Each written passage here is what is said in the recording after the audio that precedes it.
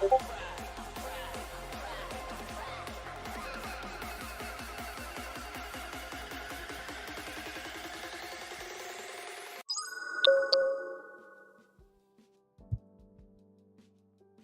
happy 2024.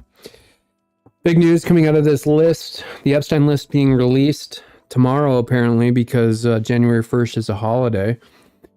Thought it was going to be released today. Regardless, it's going to be released tomorrow. So there's a lot of news about Bill Clinton being John Doe number 36. And if you look at the New York Post article, that kind of led the way for mainstream news. You can see that they're talking about the fact that, I mean, and this is obviously well known, but that Bill Clinton wasn't even found civilly liable in the Guthrie lawsuit that targeted Ghislaine Maxwell. And of course, Ghislaine Maxwell was the fall woman for this entire op. So she basically went to the mat for Bill Clinton here, and Bill Clinton escapes until today, really, and tomorrow when this comes out. You know, they speak about the fact that when these names were sealed, Guthrie had mentioned Bill Clinton at least 50 times in specific documents in that litigation. So anyways, not a big surprise, but at the same time, it is official. And as far as the election is concerned and the corruption that the Clintons have been involved in for many years, I mean, if anything, I think this kind of puts a nail in the Clinton legacy. And, you know, depending on what other names are released here, it's certainly a boon for the MAGA movement, and it further sort of puts a dent in the corruption that all of us have been exposing, and many of us have been held wrongfully liable to the extent that, you know, like our First Amendment rights have been taken from us, for example. But back to this list, the 170 people who were previously known as John and Jane Does previously, that Judge Loretta Preska ruled before Christmas that they would be released on January 2nd. I think specifically her order said that the names would be released after January 1st. So yeah, we'll see what else percolates from this. And we got a lot of tweets here, a lot of people kind of interested in the story because there's so many high-powered people that are tied to this whole thing. And I wouldn't be surprised if we find out that corruption in the DOJ and the FBI is somehow attached to all this as well. And if we look at, what was it?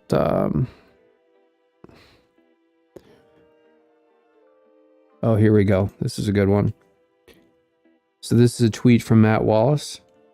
In one day, you will find out why this camera outside of Jeffrey Epstein's cell was, quote, broken on the day he was murdered. I don't know if we'll find that out, but it would be nice, wouldn't it? So let's go through some of these tweets really quickly. So this is the New York Post tweet. Everybody's commenting. And I already saw the actual article had been published for a couple hours, and there was already near 1,000 comments on it, which is ridiculous for the New York Post. End wokeness. Epstein was found dead right before he was set to spill the beans at his trial.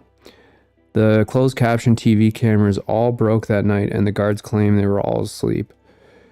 This was a top security prison. This week, we will finally see the list of the clients who might have ordered the hit. Well, why is Clinton number one being released first, at least in the mainstream media? That tells you that maybe, he was behind the scheme to take out Epstein. Wow. The FBI are complicit in the Epstein cover-up.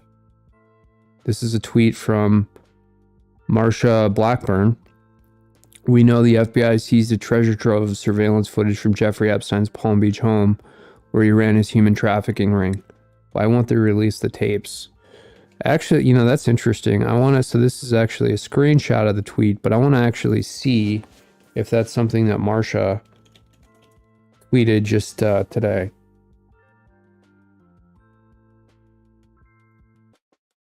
I don't want news. I want Twitter.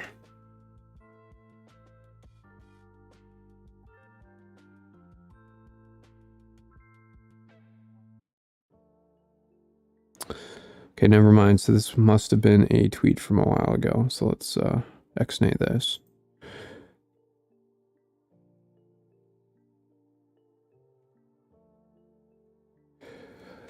Good question. Will Bill Gates be found on the Epstein client list?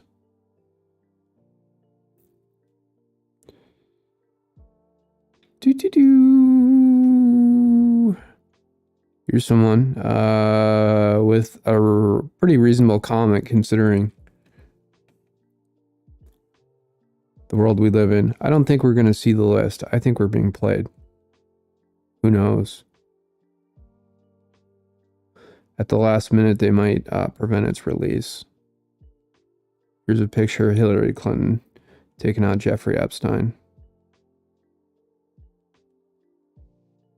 Okay, so let's look at some of these other tweets. This is a tweet from Vince Langman.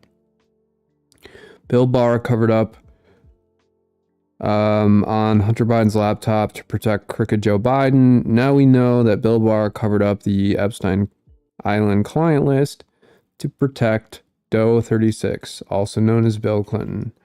Bill Barr is a swamp rat piece of shit.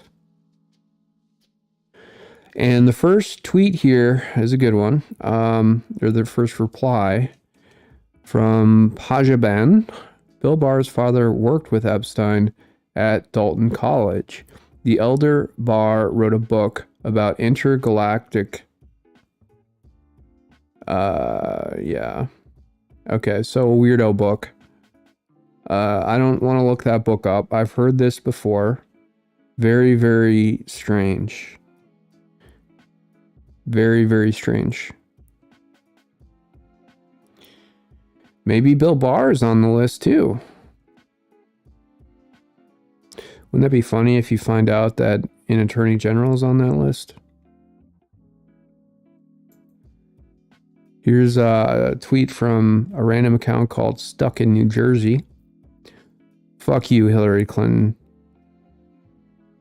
Your scummy husband flew with Jeffrey Epstein more than 24 times.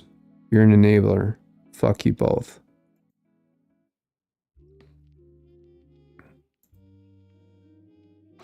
And then this TikTok was uncovered from 2019, and it has, I think I played this before in the stream too, actually.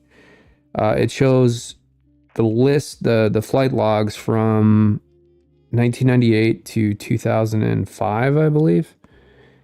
And she had kind of presented them on TikTok. They had previously either been secreted or sealed, and I can't remember exactly what happened, but she showed them on this TikTok. And then this tweet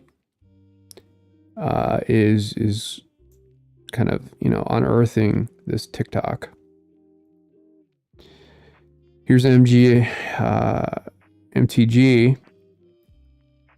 tweeting out, for some of us, it's no surprise at all that Bill Clinton will be named in the Jeffrey Epstein files. We said it a long time ago, but they labeled us conspiracy theorists. There will be lots of names you've never heard of, and the IC collected info on them. What is IC? I'm not sure. Yes. Yes, they do. And then, yeah, just Matt Wallace again talking about 2024 and his list of demands or wants, desires.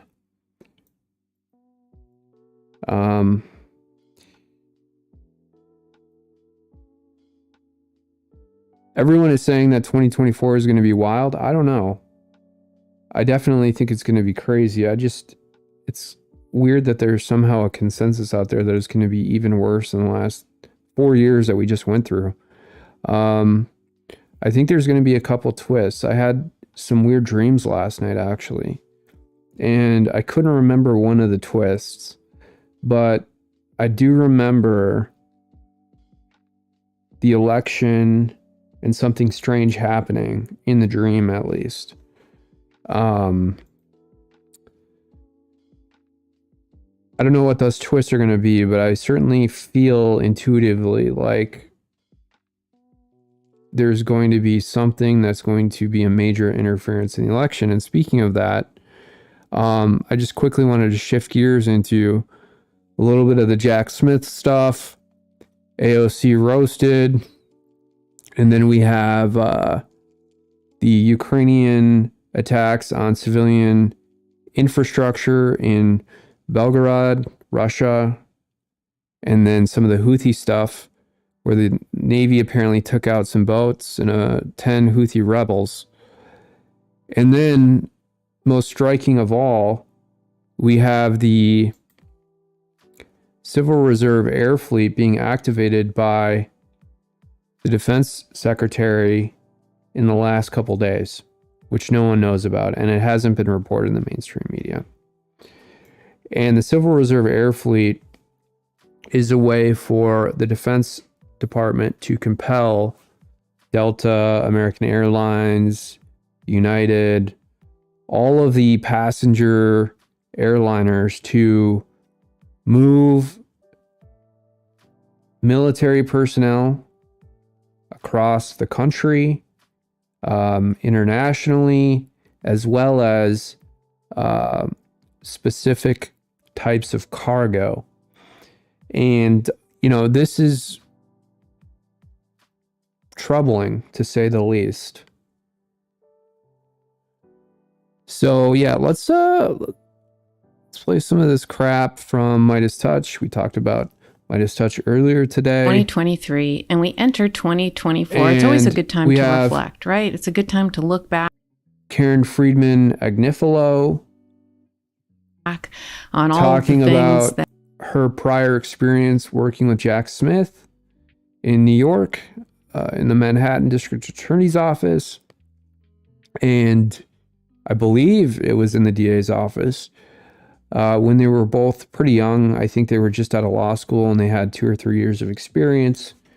And she actually showed a very young picture of Jack Smith. And then she goes on and basically does like a puff piece on Jack Smith here. Oh, here's the picture. Actually, oh no, where is it? Right? It's got to be right there. Where is it? Come on. There we go. What a dweeb, huh? What a dweeb. What's interesting though about this, and this is the initial, okay, so this is from 2 years ago, the investigation, year and a half ago. Telling people what to do next, where to go, making the decisions, for example, of who to immunize. No, it's a year and, so it's like 13 months ago, my bad. And who not to immunize, and So she's going over, Karen Friedman Agnifilo is going over her experience working with Jack Smith, yada, yada, yada. And she talks about what a great guy he is and what kind of prosecutor he is. And then let's see. What strikes me though is that the fact that they're representing themselves as a legit media organization where here Karen Friedman has actually worked with Jack Smith. So it's, it's a huge conflict of interest. And again, this should be a red flag to any viewer. Let's play the AOC clip here quickly. Hey guys, welcome to the Liberal Hive Mind. Guess what, friends? It happened again. Alexandria Ocasio-Cortez decides to visit her New York district only to get heckled and booed into oblivion. And now, of course, I know Alexandria Ocasio-Cortez getting booed in her district, not exactly a story on its own, but Alexandria Ocasio-Cortez's reaction, I think, is a story. Let's talk about the politician to constituent dynamic that currently exists. Let's talk about American and Western politicians in general. We got some stuff to get into, so let's roll the tape. All right, folks, so this is the clip that everyone's posting or everyone's sharing all over social media. Millions of views already. Here's AOC being greeted in her own district. Oh, ABC. Oh, hey. Hey, there's ABC. You gonna condemn Hamas and the terrorist attacks here or what? You know the 3 branches of government yet? You are such a loser. You are so stupid. You are the worst. You suck. You are the absolute That's hilarious. worst. Love it. Condemn the Hamas attacks. It's executive, judicial, and legislative branches. ABC is pro-Hamas. ABC is pro-Hamas. Keep laughing. Keep laughing. You and Ilhan Omar, 2 peas in a pod. Ilhan Omar, oh my God. Why did they import so many Somalians into Minneapolis? For so many years, my mother was pretty frustrated by the fact that you couldn't even go into areas of Minneapolis, particularly around like Chicago Avenue and stuff, because there were so many Somalians. If you went to like one of the Caribous over there off 94, kind of by the University of Minnesota, the entire coffee shop, Caribou was a coffee chain in Minnesota, was filled with these ethnic Somalians, and they come from what is technically called by the locals their Little Mogadishu, and it's a couple of these low-income towers. Nothing against low-income people who want to live in a subsidized Section 8 style apartment, but they come and they generally like drive cabs or they have these odd jobs, and they sit in this coffee shop for hours and hours and hours. And this was kind of back too when I think, well, I mean, they smoke a lot. The Somalians just reek, okay? So they'll come out of their car and they can't smoke in the coffee shop because, of course, smoking has been banned in every single public place in this country. And not that I would know or really care, except for the fact that you can smell it on them, and they just literally smoke next to the door right outside the building. And I'm talking like, I'm not exaggerating here. Hundreds of Somalians, you can barely get into the parking lot. They really like coffee, and they really like congregating sort of, you know, in one location, kind of like a hive. But anyways, this is the recipe for Ilhan Omar and the pro-Hamas kind of bullshit. 2 peas in a pod. Close the border. Yeah, close the border. I mean, people are really fed up. You know, I was seeing not in this country, but in Ireland, they had a bunch of these encampments that, you know, God forbid that anybody was actually injured, but they would just light the buildings on fire. You're doing a great job. Enjoy your Christmas shopping while we can. So that's the clip right there. Of course, everybody's having fun That's ABC. with it. It seems like the person who had the most fun was the guy recording it. And of course, It's kind of funny too. This channel, Liberal Hive Mind, I've seen before, and the guy is wearing a hoodie. It's kind of like this anonymous approach. And to me, like, more people are returning back to this anonymous identity on the internet. And, you know, it's because of the cancel culture. Like, people like me who are stupid enough to put my name out there, boom. I mean, look at what happens to me. I mean, all I've done is simply just express my opinion online, and they just nail me against a wall, try and ruin my life as best they possibly can. Not that they have, but, you know, I mean, just look at me. Like, I've been accused of every single crime A through Z simply for posting First Amendment exercise on the internet. And it is utterly absurd. It is so ridiculous. And we live in this hyper feminist culture. And I think, if anything, in 2024 and 2025, and really until 2030, you're going to see a revolt against this feminist culture, because a lot of these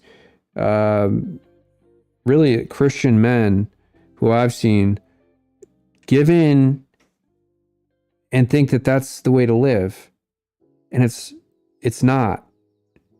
Men are, I don't even want to get into it, but we live in this hyper feminist culture where this guy, liberal hive mind, has to show up anonymously on his own channel. That's how ridiculous it is. First, you could tell that he wasn't exactly being nice, but he's still AOC's constituent, and what he was essentially doing was voicing his frustration. He did it in a very antagonistic way, sure, but Alexandria Ocasio-Cortez... I'm surprised if this was 2020 or 2021, this guy could have got arrested.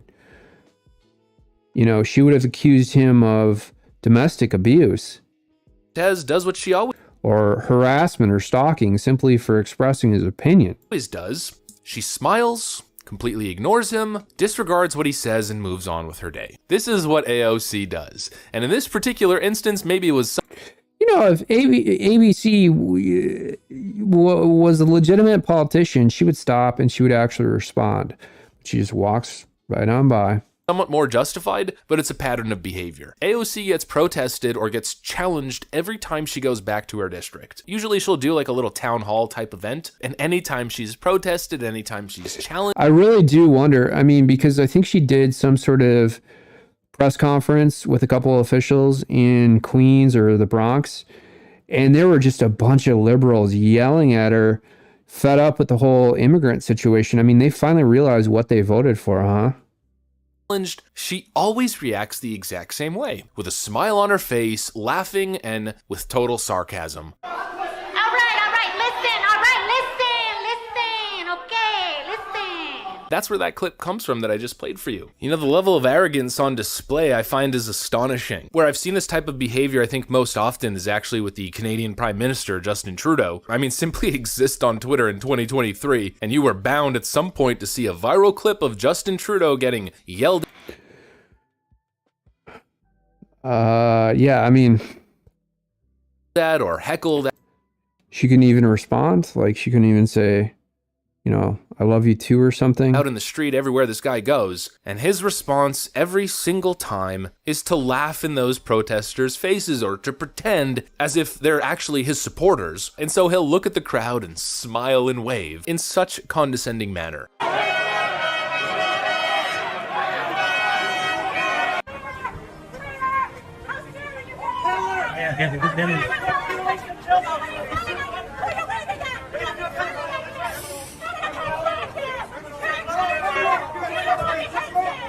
And I don't know about you guys, but that kind of behavior really frickin' grinds my gears. No politician should ever act like that in the face of criticism. And that's the problem. These politicians get these big egos. They become public figures and personalities.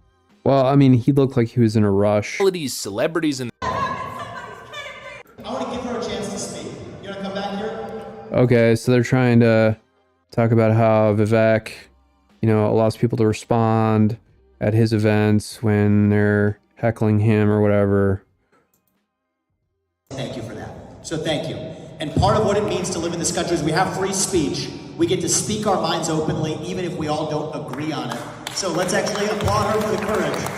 President of Argentina is flying commercial with the people. But the sad part of this story is that when I saw that clip, I thought to myself as an excuse to talk about this topic, it's the same thing with Mitch McConnell. The audacity of this man to even remain in the Senate when we just saw a figure released showing his approval rating is at an abysmal 6%. Maybe Mitch McConnell will be on Epstein's list. Who really knows? That would be fantastic to the extent that it actually gets Mitch McConnell out of Congress, out of the Senate. That's real, by the way. McConnell's approval rating sinks to 6%. See, this is crazy, though. How could he get elected in Kentucky? Honestly. Based on the most recent Monmouth poll. Just the audacity of these people to prioritize their political careers, their celebrity status, and their own benefit above the people they purport to represent, it becomes endlessly frustrating. Well, okay, so we got that. Let's switch gears a little bit to this Belgorod Ukrainian situation where Ukraine actually launched a couple missiles. According to this tweet, I'm not saying it's true or not, with NATO weapons, apparently Czech weapons, who knows what those weapons are, into civilian locations. killing 14 civilians unconfirmed. Who knows if that's true? 2 children and injuring over 100. Russia urgently wanted a UN Security Council meeting, blaming the US for funding this whole situation.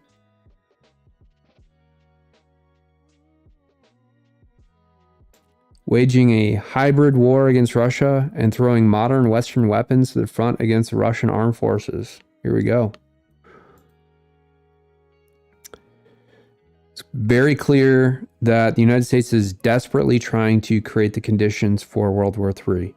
And if anything, this, along with the Houthi rebel situation, which is next here, I believe, yeah, right here, is central to this scheme to create World War III.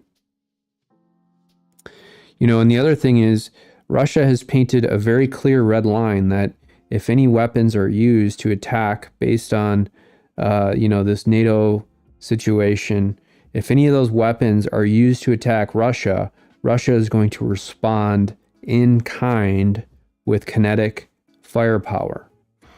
Let's watch this from the very beginning.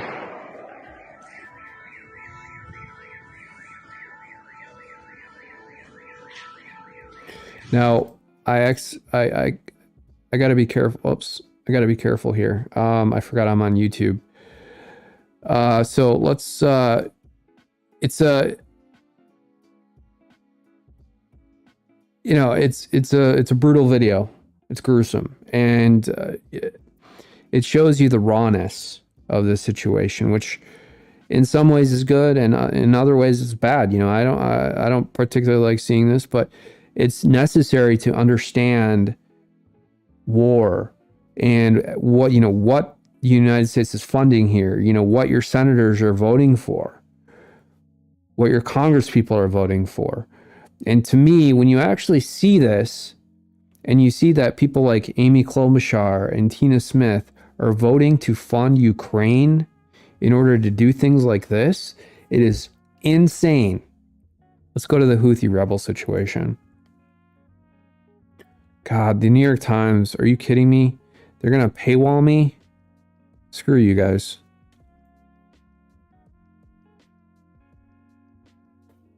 You think that the New York Times would get together and think that, hey, we live in a social media age and let's maybe create some sort of, less intensive paywall. It's a very simple thing to do.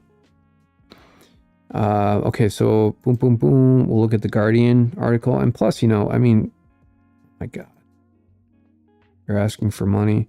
U.S. Navy downs missiles in Red Sea after ship attacked by Houthi rebels.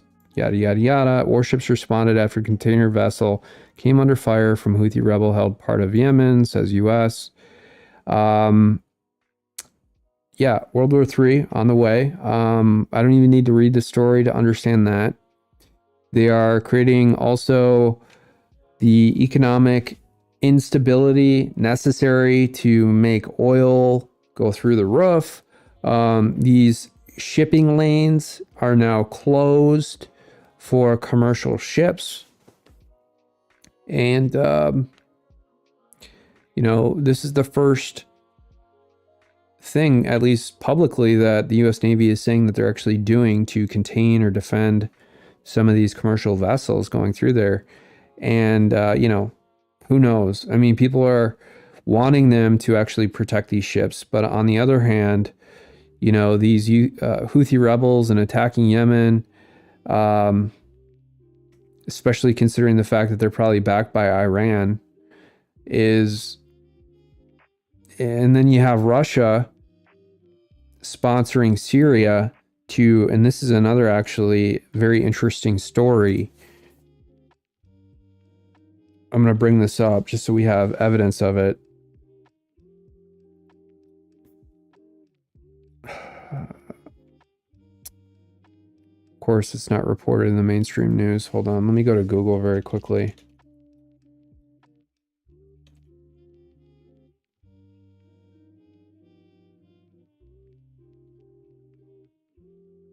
Oh my God, I cannot believe they're not reporting this. Russia is helping Syria defend itself, and they're defending Syria against some of the Israeli drone strikes that are taking out Iranian officials.